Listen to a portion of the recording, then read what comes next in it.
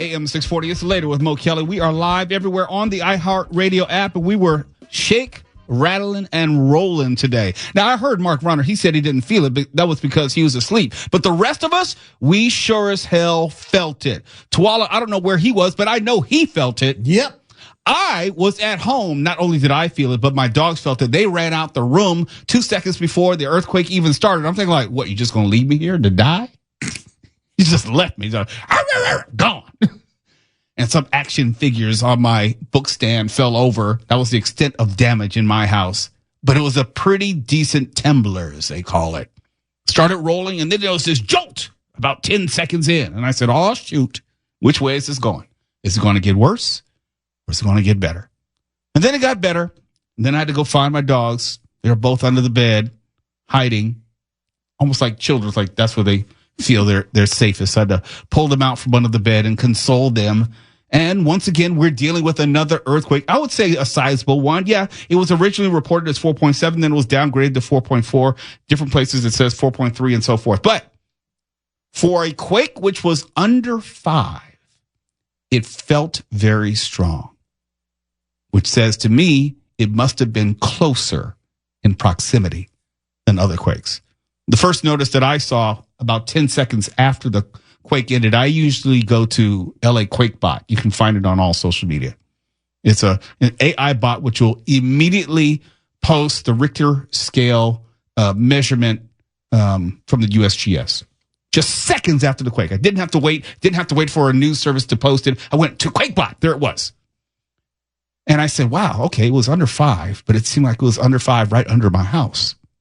So it felt much stronger. And then the first reading it was just south of Pasadena. So the first person I thought of was like Tuala. I didn't know where he was physically. He could have been home. He could have been at his other job. But I know he felt it.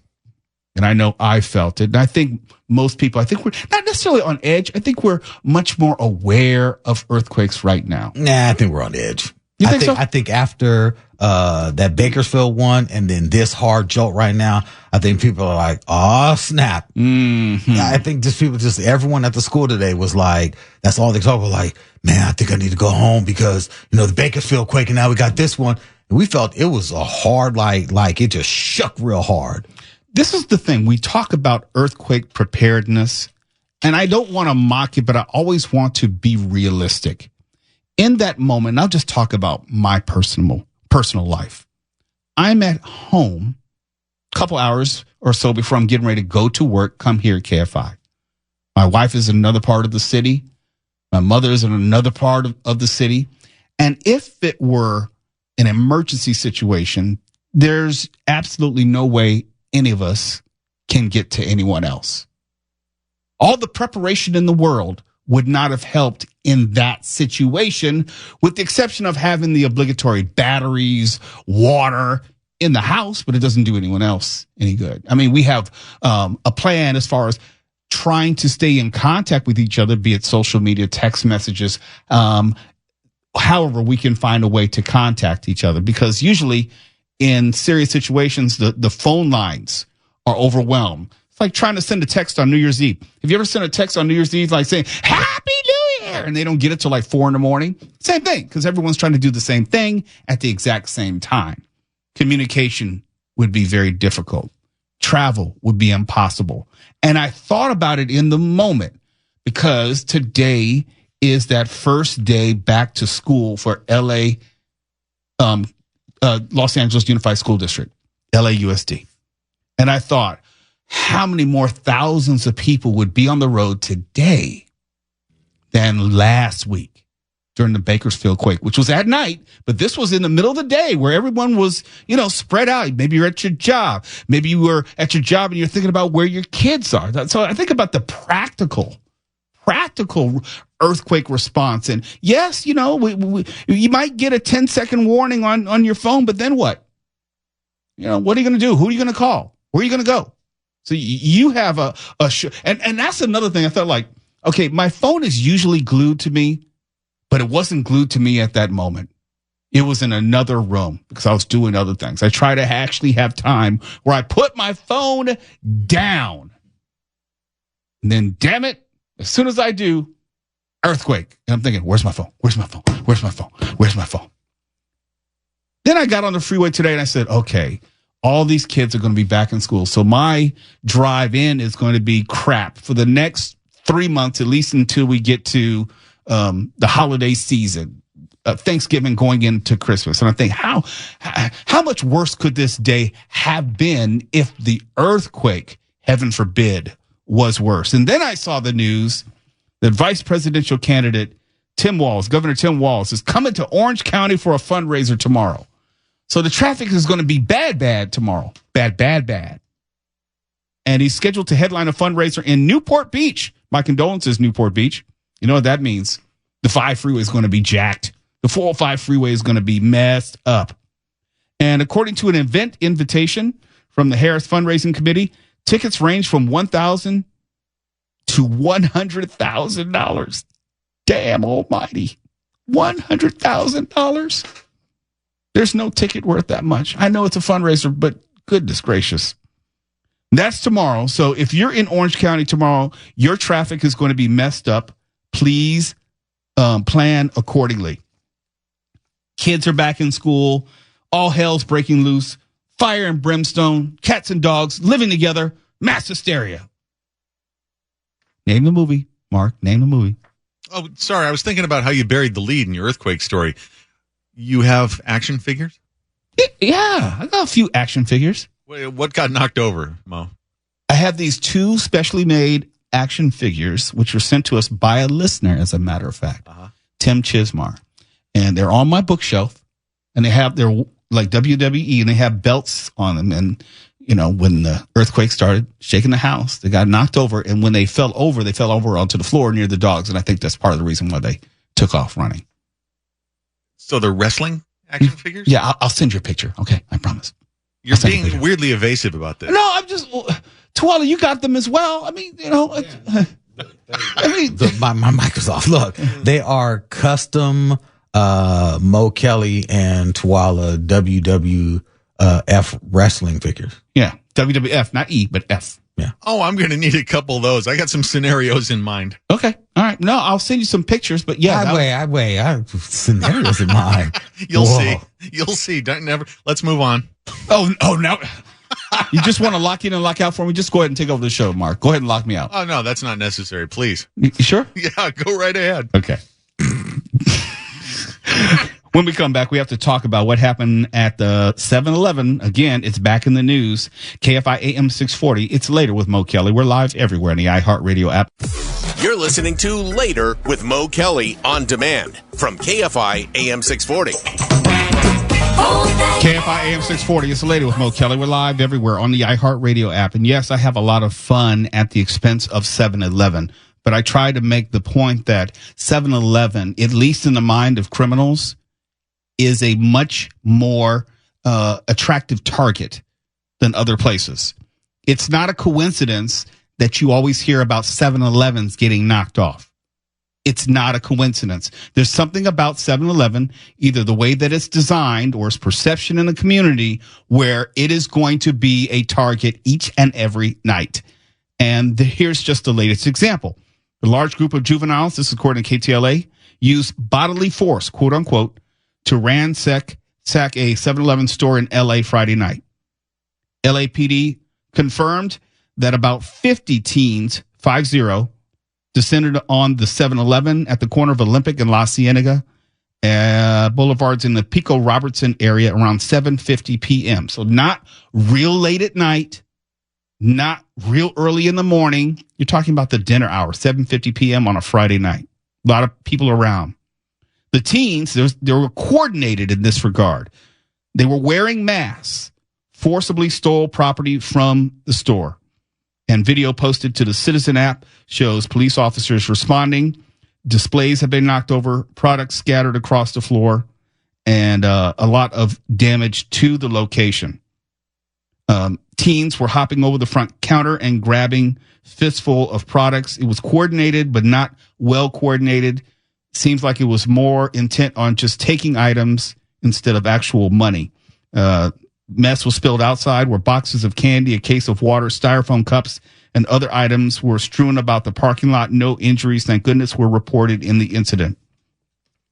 But it goes to my point that there's something about 7-Eleven which seemingly lends itself to this. And I'm not trying to blame 7-Eleven. I'm just saying the criminals find 7-Eleven very attractive. When they're trying to knock over a place, they're going to ransack a place, they're going to loot a place, 7-Eleven usually ends up in the equation. I personally think it has to do with how it's laid out. Because in most 7-Elevens, most, not all, they have this open counter area where the register is. And it's very easy to hop over that counter from any angle and get to the register, get to money, get to the person who is working behind the register. Not all, but most of them are laid out like that. And you don't see that by and large. It's not like I go into a lot of them, but like the AM PMs, it's usually up against the wall, wherever the cashier is, and it's usually Lexan glass, and it's kind of walled off. It makes it much more difficult in a logistical sense. But there may be some good news coming to 7-Eleven. Ontarians are reacting to the idea of drinking liquor inside 7-Eleven stores because 7-Eleven has started rolling out in-store dining. I'm talking about Ontario is in Canada, not as in the Orange County. I was about to say, oh, damn. No, but it's going to come eventually. Eventually, it's going to get there. And I think this is actually not only a great idea, it just seems like the natural evolution of 7-Eleven. The company says it has received liquor licenses for 58 of its locations and will start selling beer, wine, and ready-to-drink beverages as soon as September 5th. But it's also awaiting approval for its in-store dining at these locations. And if approved, it means residents could take a seat and drink their alcohol inside select 7-Eleven locations. And what's not to like about that? You can come in, you can sit down, you can eat some of that bad pizza and those rollers up there, and you can have some liquor and then rob the place on your way out. Oh, no, there's no robbing on the way out. You're going to be buzzed. You're going to have a gut full of that rot gut food. You're not doing anything that's going to turn to the new bar, the new easy, what was it, what was the bar on Three's Company? The Regal Beagle? Regal Beagle. Oh, yeah. Don't ask me why I pulled that out. Beagle. Okay. But really, this is kind of the evolution of a lot of these places. You almost need to see what Starbucks has done to all these other places. Starbucks has a corner on the market of people coming in and just sitting for an hour or two, using the internet, having food, having beverages, and it gets people to stay there longer and spend more money. That's the whole point of this. They want you to hang around and spend money. Instead of coming in and buying 2 slices of pizza or just some lotto tickets and leaving, they would rather you come in, have a drink or 2 or 8, and get some food, hang out for a while, and you'll spend more money that way and then leave. I get the idea behind it. You're giving people a reason to hang around and stay for a while. I don't know if it's smart or safe. That's for other people to figure out. They're not getting my money because I'm not going in anyhow. But at least I understand the thinking behind it. They're going to try this in Canada, and it's going to be coming here to LA. And I was saying when I went to Korea, 7-Eleven is everywhere around the world. It is everywhere. When I went to Mexico, it was everywhere in Mexico. So know that when they're doing something in one place, they plan to do it every place. And 7-Eleven doesn't have the same type of profile as they do here. but internationally, it's much more well received, much more respected. It's not the criminal pit that we happen to think of it here, or at least I think of it as. I think if they open up bars at 7-Elevens, you're going to see a real cleanup. You mean just completely revamp the look? The look, the vibe. It will turn into a respectable place. I don't think that's possible. No. The pizza will they'll probably partner with an Amici's or something. No, they can partner with someone. I don't know if you can change the perception of a convenience mart into a restaurant, even though you offer restaurant service. It's still going to be discount, I would assume. It's 7-Eleven. You're charging 99 cents for a hot dog. I don't know if you can turn that into fine dining. I mean, yeah, Yeah, they're going to sell food. They're going to give reason to hang out. And also this, they're open 24/7. So there's another reason. But that doesn't mean upscale. Name a place which is open 24/7, which means upscale. Name one. Okay, look. It's not Denny's. That's for damn sure. No, we're not talking about upscale. We're talking about places that will just generate money, like Denny's, like IHOP. They generate money. Like the Bunny Ranch. That's different. Sorry.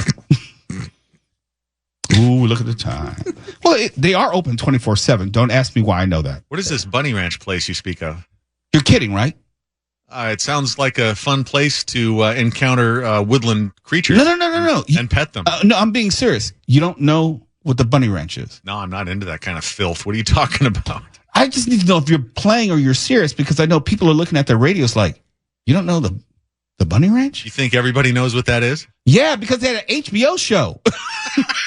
Yeah. About the filth. Yes. All right. About the filth. Nevada, Dennis Hoff, dead guy, pimp, doesn't ring a bell? Ran for office even? Yeah. That P word sounds familiar. I think I know what those are. Yeah. Okay. Oh, boy. KFI AM 640. It's Later with Mo Kelly. Where it's an earthquake when you need one. You're listening to Later with Mo Kelly on demand from KFI AM 640. And if someone were to ask me, hey, Mo, do you know who is responsible for the Metro Ambassadors program? I would have said, I don't know, the board, the chair of the board. And I would have been wrong. This is about learning how these different systems and processes work. The Metro Public Safety Advisory Committee, they are the individuals responsible for establishing the Metro Ambassadors program. They are the individuals who suggested that people get trained with administering Narcan to reverse opioid overdoses on the system, and they are making other recommendations. I mention that because coming up in September, they will be looking for new members to join the Metro Public Safety Advisory Committee, PSAC. 15 voting members it's made up of, and about half will leave after 2 years and be replaced. But it is a 2-year commitment. A committee member, and I know you're thinking, Mo, you'd be perfect for this. No, I'd perfectly not. No, not at all. A committee member or potential committee member must be a regular Metro rider. See, I'm not. No. And be committed to making the system safer. It's kind of like goes hand in hand. If you are a regular rider, of course you're committed to making it safer. But, here's the thing. And I can give credit where credit is due. I think the Narcan is a good idea. I think the Metro Ambassadors program is a silly idea. But it helps people at least understand how certain decisions are made within the structure of Metro. But again, we're talking about things other than the thing which needs to be talked about. If you're committed to making Metro safer, it doesn't matter if you're on the committee or not. It doesn't change anything. All of us want it to be safer, right? And the only way you're going to get it safer at this point is to make sure that there is a law enforcement presence.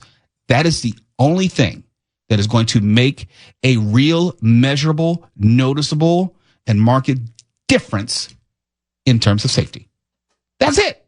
Now, the other things that you can add to it, but if you don't have some sort of deterrent, if you don't have some sort of enforcement measure, then it doesn't matter who is on the committee. It doesn't matter what great ideas they may come up with, because if safety is the number one priority, what is it that this committee can do to increase safety? The committee that brought us the ambassador program. What is it more that they can do? Are they going to hire guardian angels? Is Curtis Sliwa going to start walking the trains? Oh. I know if you're too young, you may not know who that is. But are we just going to have random people? Are we going to have private security with nightsticks? I mean, not to be funny, but that would be better than what we have right now. An actual security force may not be armed, but someone who is there to serve as a deterrent in the way that you have mall security. Look, there is more of a law enforcement presence at grocery stores like my Ralph's than there is on Metro. There is an armed guard at my Ralph's right now, and he'll shoot you. I don't know how well he can aim, but he'll try to shoot you. He's a little long in the tooth. I think he's an alcoholic. They're armed at Ralph's? At my Ralph's. Yeah. Yes. Okay. At Ralph's in the neighborhood, yeah. Look, my Ralph's has a sign out front. It says, "We close early for your safety and ours." Okay. Yeah. There is an armed security guard at Ralph's whenever it's open. But I can say this. It does serve as a deterrent. Somewhat. Kind of, sort of. You know, we don't, from one of the times that I go in there, it's not like people are just taking stuff and running out because they know that this guy, don't even know his name, but he's crazy enough, he'll probably shoot them. Huh. I don't know if mine are armed. There were a couple hookers in line in front of me a few nights ago, tried to steal some stuff, and there was a bit of a kerfuffle, but there was no... How do you know that they were hookers? Are you just making these judgment calls? How do you know what the Bunny Ranch is, Mo? You want to know? You want to know why? Because when I was working in the music industry... It was a rhetorical question. No. I have a real answer because I really want you to explain how you knew that they were hookers. I have eyes. Ladies of the night, ladies of the night. Well, the point is that there was a bit of a kerfuffle, but nobody broke out any serious weapons. Well, I don't know exactly what part of town you live in, but the part of town that I live in, armed security is a needed deterrent. Okay, then. I'm surprised, Mark. I'm surprised over where you're at that the Ralph's right there does not. And then that might have been one of the security guards that does not have access to being armed. He may not have an armed guard card. You don't have a guard card, yeah. Because there's a Ralph's not far from there where the guy there is armed. And he's part of Ralph's and he kind of patrols, I think, the next couple places over, but he stays right there and he's very armed. I'll have to check him out next time I go. I always go after work. So like after I get off at midnight. So that's when all the They're not What? armed? What? Wait. Your Ralph's is open after midnight? That's number one. It's open till 1, so it's always a breakneck chase to Not get in what my you need. neighborhood. They're closing at 10 o'clock. Oh, okay. All right. Yeah, no, the Ralph's in Dina on Lake, it's open till 1. And they have an armed security who stays at that door. You're not getting in and out the door without passing that person. Yep. Well, I'm going to scope him out next time and hope that I don't get thrown to the ground for examining him. No, pat him down. Just to see if he has a gun. No, pat him down. no physical contact whatsoever. No, it's safe. He won't do anything. You sure? Yeah, I'm sure. You and your ladies of the night. Now, let's get back to the pros. They were in line. Was it because they were dressed a certain way, they were speaking a certain way, or you offered up money and they started negotiating? No, I'm too cheap to offer money to a hooker, Mo. You know that. I mean, did you I don't know that, but were they in line saying stuff like, "Come on, Daddy, give me something for free"? I mean, how do you know? Did they say we can go over to across the street to the motel? What? I really don't want to get too hung up on this, but No, I do. I really do. Yeah, I know you do. That's self-evident. Since we're on the public's airwaves right now, there's only so much I feel like I can say to describe how I knew these two otherwise fine young women were prostitutes. Okay, let me make it easy for you. There's no question about it. None. Did you ascertain this from their attire? That was certainly part of the big picture, yes. Okay. Were their body parts hanging out of the attire? Not a lot was left to the imagination. Okay. Okay. Late at night. Were there bullet wounds in their body? I was trying not to really get caught staring at them either for reasons that I hope I don't need to make obvious to you. I didn't want to have to field any offers. I just wanted to get my groceries and get the hell out of there and go home. Were they directly in front of you in line? Yes, and they tried to steal some stuff. It was pretty funny. Where were they going to put it? Were they going to run in those clear heels? Where were they going to put it is kind of what I was asking myself the whole way home. There were a number of questions remained unanswered. And you were worried about the public's airwaves. Look at you. Where were they going to put it? I just wanted like some orange juice and a potato or whatever the hell I was buying. Oh, is that what they call it now? Yeah. Orange juice and Potato. Okay. Yeah, potato in the front of the pants. The old joke. No. So there was. So what were they going to do? Were they going to bake it or were they going to fry it? What were they going to do to the potato? They had some nerve on them. They tried to steal like a bunch of stuff. And it was good. It was like you ever see that scene in Animal House where they get Pinto to go into the store and his sweater is just bulging with groceries. It was that sort of deal. Were they high, drunk? Couldn't tell. All right. Wait, have you declared me a hostile witness? What are you doing? No. Just don't leave town. We'll call you if we have any questions. It's later with Mo Kelly, KFI AM 640. We're live everywhere on the iHeartRadio app. And when we come back, we're going to tell you about a new school being opened by two music moguls in the city of Inglewood.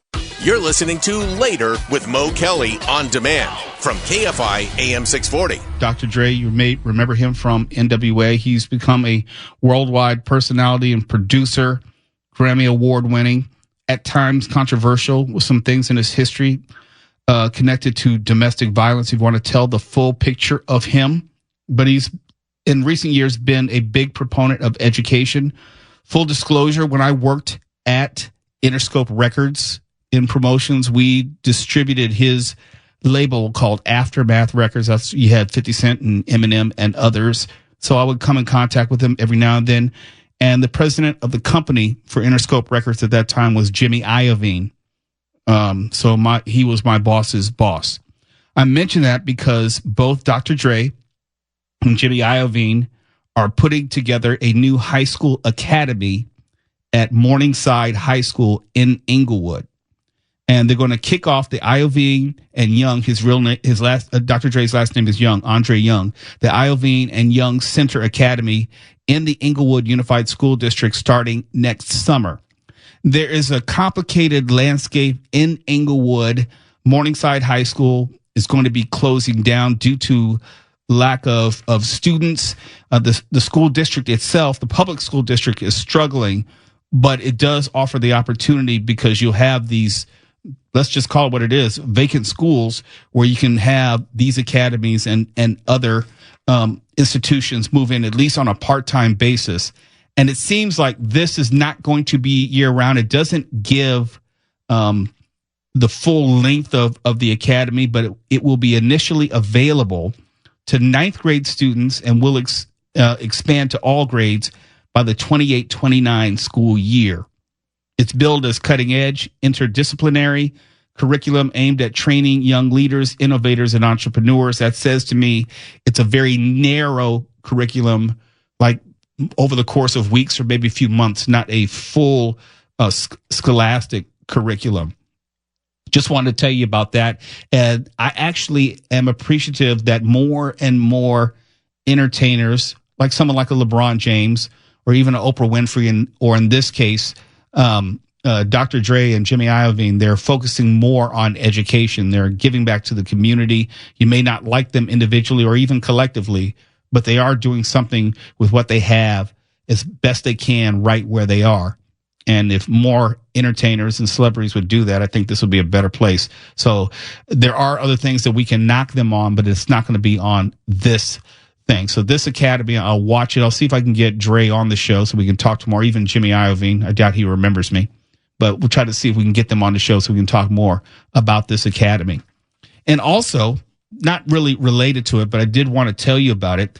I get more and more messages from you, and I'm very appreciative of them. They are very encouraging. They're very respectful. And they said, Mo, why is it you don't share more about your martial arts experience? I said, I do it only when it makes sense. And I'll talk about my school and I'll post some things every now and then, but I'm not going to be that guy who's going to be posting every day, doing techniques and everything, because there's certain things I don't think are meant for public consumption. I think you should actually come into a learning environment and learn them as opposed to me just showing them. So to that end, my dojang, which is Korean for school, is having an open house this Saturday, Songs Hapkido in Culver City, We're having an open house and free lesson for kids and adults. If you have some kids in your family or even your neighborhood you think would benefit from traditional martial arts instruction, we're having a day of free lessons where you can come in, you can bring a child in, and you can just get a sense of how we do our classes and what Hapkido, Korean martial art, is all about. It's joint locks, it's takedowns, it's throws, it's about managing your emotions, it's learning how to deal with life. It's more than just what you learn in the dojang, it's what is applicable to your everyday life experiences. It teaches you about dealing with life, and if you're an adult like me, it teaches you with getting older and dealing with those difficulties. So if you go to my Instagram at Mr. Mo Kelly or at Later with Mo Kelly, or you go to Facebook at Later with Mo Kelly or at Mr. Mo Kelly, you will be able to find the sign-up sheet where you can sign yourself up as an adult or sign up your kids. And it's free. It's just one day this Saturday from 9:50 a.m. to about 11:50 a.m. There are 2 sessions depending on children and adults. So come out, say hello. I'll be teaching probably both of the classes. We'll learn about basics of self-defense, learn about the basics of Hapkido and its Korean history, and hopefully we can interest you in learning more. Have your child just check out a class, or you can check out a class. It does not matter your age or ability. Our students are from age 5 to 84. Yeah, we have a student who's 84 and a green belt right now. And it's not about doing all the acrobatic kicks and everything like that. It's about teaching real world self-defense and also how you can just improve your life just from the stretching and just from the physical activity. And it might be something that you never considered before, but this is a perfect opportunity to sample it. We're going to have Mark Ronner out there. We're going to throw him around. Please, Can't wait. Mark said, hell no. It's always fun when you go to somebody else's school and say you do some round robin sparring and somebody always gets tagged. Yeah, but we won't be doing that. We're just going to be introducing everyone, be it child or adult, to the art of Hapkido. And we're at 4354 Sepulveda Boulevard in Culver City. You can find us at songshapkidowestla.com. It's easy to find. And just come out on Saturday. If you can't remember, you can go to my Instagram at Mr. Mo Kelly. Or you can go at Later with Mo Kelly on Instagram. You can find a sign up there. You can go on Facebook at Later with Mo Kelly or at Mr. Mo Kelly and find a sign up there. We encourage you to sign up so we know how many people are coming out so we can divvy you up into children's and adult classes. So that's it. I'll probably be saying more about it over the course of the week because I'd like to meet you and like to expose you to Hapkido. Since a number of people have been asking me since I posted photos when I was in Korea, we had a recent seminar that was here in LA, and it just encourages people to ask questions. Well, it's better for me to answer those questions in a school environment, and I can show you better than I can tell you. It's not pretentious. It's very easygoing. You can come in loose fitting clothing. We just ask you to sign up so we know that you're coming. I'll tell you about it more as we get through the week. It's Later with Mo Kelly. KFI AM 640. We're live everywhere. The iHeartRadio app. Critical thinkers wanted. KFI And KOST HD2. Los Angeles, Orange County. Live everywhere.